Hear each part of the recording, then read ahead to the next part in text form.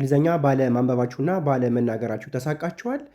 እንግዳውስ በየትኛውም የዓለማችን ክፍሎች ሆናችሁ እጃችሁ ላይ በሚገኝ ስልክ ብቻ በሳምንት 5 ቀን ኢንተርኔት ተደራሽነት ካለበት ቦታ ሆናችሁ መማር ትችላላችሁ ማለት ነው። ለመማር ታች ላይ ባስቀመጥናችሁ ስልክ ቁጥር ደውሉልን። ኢሞ፣ ዋትሳፕ፣ ቴሌግራም ላይ ድምፅ ብታስቀምጡልን ትምህርቱን በሳምንት 5 ቀን ከሰኞ እስከ ዓርብ እናንተ በመረጣችሁ ሰዓት መማር ትችላላችሁ ማለት ነው። ዛሬ ደግሞ ይዤላችሁ የመጣሁት ሁለት ቫውሎች በአንድ ቃል ሲመጡ ማለትም ሁለት የእንግሊዘኛ ቫውሎች በአንድ የእንግሊዘኛ ቃል ውስጥ ሲመጡ እንዴት ብለን እንደምናነብና ምን አይነት አነባብ እንደሚኖራቸው እናያለን ማለት ነው። ለቻናሉ አዲስ ከሆናችሁ ሰብስክራይብ ያደረጋችሁ ቤተሰብ ሁኑ። ቪዲዮውን ደግሞ ላይክ፣ ኮሜንት፣ ሼር ማድረጋችሁን እንዳትረሱ ማለት ነው።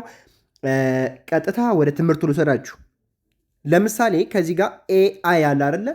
ኤአይ የሚባሉት በአንድ ቃል ውስጥ ሲመጡ ልክ እንደ ኤ እናነባቸዋለን። ልክ ሁለቶች እንዳንድ ይነበባሉ ማለት ነው። ስለዚህ እችኛዋ አይ ምን ትሆናለች? ሳይለንት ትሆናለች ማለት ነው። ሳይለንት ትሆናለች ማለት ነው። ስለዚህ በምሳሌ እንረዳው እስኪ። በምሳሌ እንረዳው። ለምሳሌ አር ኤ አይ ኤን ሬን አይደለ? ሬን ሬን ሬ አርኤ አይ የሚለው ሬ ይሆናል። ከዛ ኤን ደግሞ ስድስተኛ ፊደል ስለሆነች ወይም ኮንሶናንቶች ብቻቸውን ከመጡ እንደ ስድስተኛ ፊደል እናነባለን ማለት ነው። ስለዚህ እስከ አይ ያለው ሬ ይሆናል። ሬ ሬ። ከዛስ ኤን ሲጨመር ሬን ሬን ሬን ሬን ሬን ሬን። እሺ ትርጉሙ ምን ማለት ነው? ሬን ማለት ዝናብ አይደለ? ዝናብ ዝናብ። ስለዚህ ሬን። አሁንም ልክ ሌሎችን በዚህ ምሳሌ መሰረት እናነባለን ማለት ነው። እናንተ አብራችሁን በደንብ ተከተሉኝ። በጣም ቀላል ነው። እንግሊዝኛ ለማንበብ በጣም ቀላል ነው። ልክ እንደ አማርኛው ላይከብድ ይችላል ማለት ነው ቤተሰብ። እሺ አሁን ቲ ብቻዋን የመጣችው ብቻውን የመጣ ማን አለ? ቲ አለች። ከዛ አር ግን ኤና አይን አስከትሏል። ስለዚህ አር ኤ አይ ከዚህ ጋር ምን ብለነዋል? ሬ አይደለ? እስከዚህ ያለው ሬ ብለነዋል። ስለዚህ አሁንም ከአር ኤ አይ የሚባሉት ሬ ይባላሉ ማለት ነው። ቲ እና ኤን ደግሞ ብቻቸውን ከመጡ እንደ ስድስተኛ ፊደል እናነባለን። ወይም ማንኛውም ኮንሶናንት ብቻውን ውክልናው ብቻ ከመጣ እንደ ስድስተኛ ስለምናነብ ቲ አይባልም። ት ስድስተኛ ብያችኋለሁ። ተቱ ቲ ታቴ ት ብለን እንጀምራለን። ከዛስ ሬ ት ሬ። ከዛስ ን እንደ ስድስተኛ ብያቸዋለሁ። እነዚህ ኮንሶናንቶች ብቻቸውን ከመጡ እንደ ስድስተኛ አንብቧቸው። እንደ ስድስተኛ ማለት የአማርኛ ውክልናቸው ሆኖ ስድስተኛ ሲሆን ማለት ነው። ለምሳሌ ኤን ማለት የነ ውክልና ነው አይደል? የነ ደግሞ ስድስተኛ ማለት ነው። ይሄ ብቻውን የመጣው ማለት። ስለዚህ ን ይሆናል። ነኑኒናኔ ን። ስለዚህ ት ሬን ትሬን ትሬን ትሬን። ያው ትሬን ትሬን ይሆናል። ትሬን ሬን ትሬን። ትሬን ማለት አማርኛ ባቡር ማለት ነው አይደለ? ባቡር ባቡር። ስለዚህ ሬን ትሬን። እንቀጥል። ደብሊው ኤ አይ አሁንም እንደ አምስተኛ እናነባዋለን። እንደ አምስተኛ እንደ ዌ ኤ አድርጉ ተብለናል አይደለ? አናባቢውን ኤ አድርጉት ተብለናል። ስለዚህ ዌ ከዛ ት ስድስተኛ ፊደል ይሆናል። ለምን? ብቻውን ስለቆመ ያለምንም አጋዥ ወይም ያለምንም ቫውል ስለመጣ ማለት ነው። ስለዚህ ዌ እንልና ት እንላለን። ዌ ት ዌ ት ዌት ዌት ዌ ት ዌት ይሆናል ማለት ነው። ዌት ማለት መጠበቅ አይደለ? ዌት ጠብቅ መጠበቅ ማለት ነው። ዌት። አሁንም እንቀጥል። ኤምኤአይ እንደ አምስተኛ እናነበዋለን ማለት ነው። ኤምኤአይ ኤ እና አይ የሚባሉ ቫውሎች በአንድ እንግሊዘኛ ቃል ውስጥ ሲመጡ እንደ አምስተኛ ፊደል ይነበባሉ። የመ አምስተኛ ማን ነው? መሙ ሚ ማ ሜ አይደለ? ስለዚህ ሜ እንልና ኤን ብቻውን የመጣ ኤን ብቻውን ከመጣ ወይም ማንኛውም ኮንሶናንት ብቻውን ከመጣ እንደ ስድስተኛ እናነበዋለን ብለናል። ስለዚህ ሜ እንልና ን ሜን ያው ሜን ዋነኛ ዋና ማለት ነው። ትርጉሙ ዋና ማለት ነው። ስለዚህ ሬን ትሬን ዌት ሜን። ከዛስ ኤምኤ አይ ኤል ያው ከዚህ ጋር ኤምኤ አይ እንደ ሜ አንብበነዋል አይደለ? አሁንም ኤምኤ አይ እንደ ሜ ይነበባል ማለት ነው። ከዚህ ጋር ስላየ ነው። ለምሳሌ ከዚህ ጋር አርኤ አይ እንደ ሬ አይደል ያነበብነው? ከዚህ ጋር ከመሃል ላይ አርኤ አይ ሲመጣ ከመሃል እንደ ሬ ያነበብነው። አሁንም ኤምኤ አይ እንደ ሜ አንብበነው ነበረ። አሁንም ኤምኤአይ ሲመጣ እንደ ሜ አነበብ ነው። ከዛስ ኤል ብቻውን መጣ። ብቻውን ሲመጣ እንደ ስድስተኛ እናነበዋለን። ለሉ ሊ ላ ሌ ል የለው ውክልና ስለሆነ ስለዚህ ሜል ሜል ይሆናል ማለት ነው። ሜል ይሄኛው ሜን ይሄኛው ሜል ሜል ማለት ፖስታ መልእክት ማለት ነው አይደለ? ስለዚህ መልእክት ማለት ነው። ስለዚህ በዚህ መልኩ እናነባቸዋለን። ኤአይ እንግሊዘኛ ቃላቶች ውስጥ ሲመጡ እሺ እንደ አምስተኛ ፊደል እንደ ኤ ይነበባሉ። ሬ ማለት የረቤት አምስተኛ አይደለ? አሁንም አርኤ አይ አሁንም አርን ተከትላን የመጣች ስለዚህ የአር አምስተኛ ወይም የረ አምስተኛ ሬ ይሆናል። ይኸው ሬ ከመሃል ስለመጡ አሁንም ደብሊው ኤ አይ ማለት የደብሊው ማለት የወ ውክልና ነው አይደለ? የወ አምስተኛ ይሆናል ማለት ነው። ለምን? ኤአይን ስላስከተለ ስለዚህ ወው ዊ ዋ ዌ አምስተኛው ይኸው አምስተኛው ዌ ከዛስ የመ አምስተኛ ይሆናል። ይሄም የመ አምስተኛ ሜ። በጣም አሪፍ ቀላል ነው። እሺ ስለዚህ ሬን፣ ትሬን፣ ዌት፣ ሜን፣ ሜል። በጣም አሪፍ። አሁን ኤአይን አየነ ማለት ነው። ውድ ቤተሰብ አሁን ደግሞ ወደ ሌላ ከመሄዳችን በፊት እናንተ ትንሽ ደቂቃ ቢያንስ 10 ሰከንድ ሰጠዋችሁ። አንዱን ቃል አንበቡልኝ። እኔ ስጠይቃችሁ እናንተ ትመልሳላችሁ። ለምሳሌ የመጀመሪያው ምንድን ነው የሚለው? አማርኛውን ተዉት፣ አትዩት፣ ምክንያቱም ስለማይጠቅማችሁ። እንግሊዝኛው አይደል የተለማመዳችሁ ያላችሁት። ስለዚህ አማርኛውን ተዉትና እንግሊዝኛውን አንበቡልኝ። እሺ ምንድን ነው የሚለው የመጀመሪያው ቃል? ሬን። ጎበዞች ሬን። እሺ ሁለተኛውስ? ትሬን። ጎበዝ። ሶስተኛው ምንድን ነው የሚለው? ዌት። እሺ አራተኛው ሜን። መጨረሻው ሜል። በጣም አሪፍ። ስለዚህ ሬን፣ ትሬን፣ ዌት፣ ሜል። እነዚህ ኤአይ የሚባሉ ቫውሎች ወይም አጋዦች ከቃሉ መሀል ላይም ሊመጡ ይችላሉ፣ መጨረሻ ላይም ሊመጡ ይችላሉ። ኤአይ ከሆነ እንደ አምስተኛ እንደ ኤ ታነባላችሁ ማለት ነው። ይሄ የመጀመሪያው ያለበትን ፊደል ወደ አምስተኛ ይቀይሩታል ማለት ነው። ለምሳሌ ኤአይ ከፊት ስላሉ ይሄኛውን ወደ አምስተኛ ቀይር ነው ወደ ሬ። አሁንም ከኤአይ በፊት ምንድነው በኋላ አር አይደል ያለው። ስለዚህ አርን ወደ አምስተኛ ቀየር ነው ሬ ብለን። አሁንም ከኤአይ በኋላ ማን ያለው? ደብሊው ደግሞ አምስተኛ ሲሆን ዌ ይሆናል።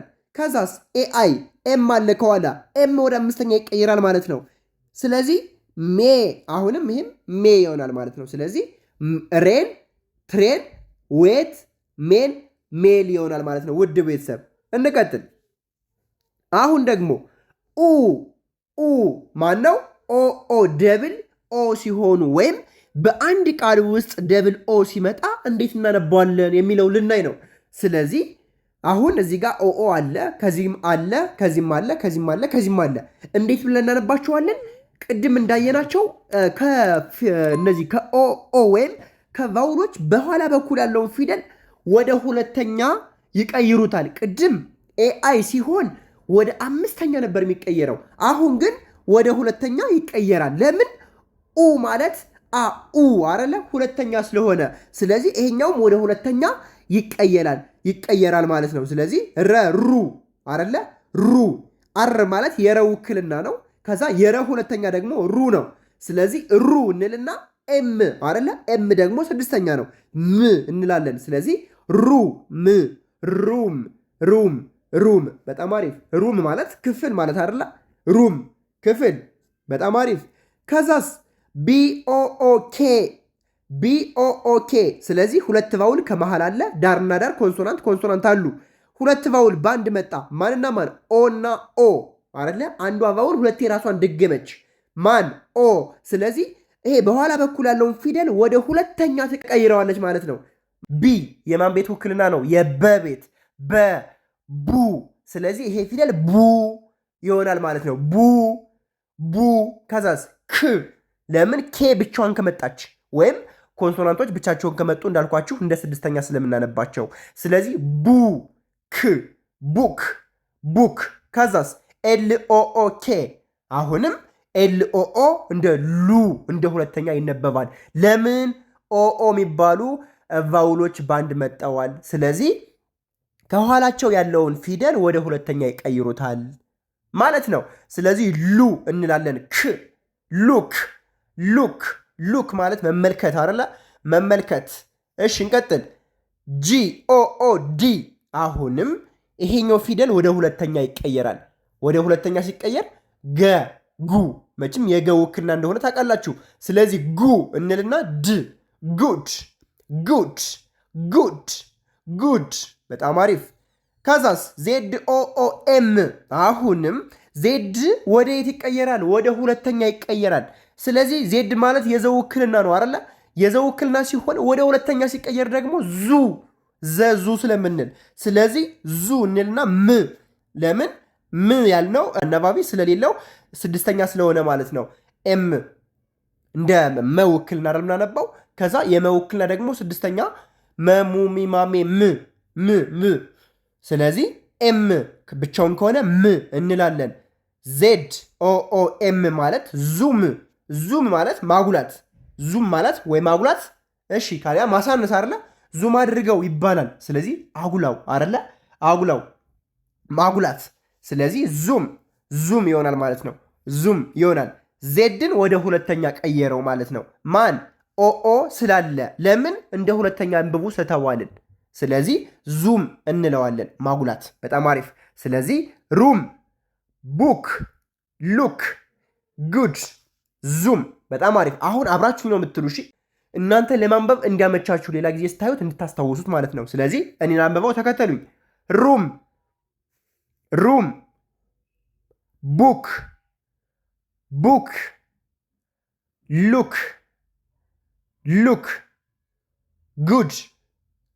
ጉድ፣ ዙም። በጣም አሪፍ። ስለዚህ ከእንግዲህ በኋላ ሁለት ኦ በአንድ ቃል ውስጥ ከመጡ ይሄ በኋላ በኩል ያለውን ፊደል ወደ ሁለተኛ ይቀይሩታል ማለት ነው። በቃ አለቀ እኮ። ልክ በእነዚህ ምሳሌ መሰረት ሌሎቹ ታነባላችሁ ማለት ነው። ቃሎች እነዚህ ብቻ ላይሆኑ ይችላሉ፣ ግን በዚህ ምሳሌ መሰረት ሌሎቹ አይከብዷችሁም ማለት ነው። ውድ ቤተሰብ አሁን ሩም ማለት ክፍል እንደሆነ፣ ቡክ ማለት መጽሐፍ እንደሆነ፣ ሉክ ማለት መመልከት እንደሆነ፣ ጉድ ማለት ጥሩ እንደሆነ፣ ዙም ማለት ማጉላት እንደሆነ አውቃችኋል። በዛ ላይም ሁለት ኦዎች በአንድ ቃል ሲመጡ እንደ ሁለተኛ ፊደል ወይም የመጀመሪያውን ፊደል ወደ ሁለተኛ እንደሚቀይሩት ተምረናል ማለት ነው። ውድ ቤተሰብ አሁን ደግሞ እናንተ አየር ሰዓቱን ተወስዳላችሁ፣ ታነቡልኛላችሁ። ምንድን ነው የሚለው የመጀመሪያው?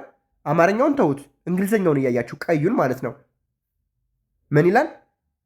ሩም፣ ቀጣይ ቡክ፣ ቀጣይ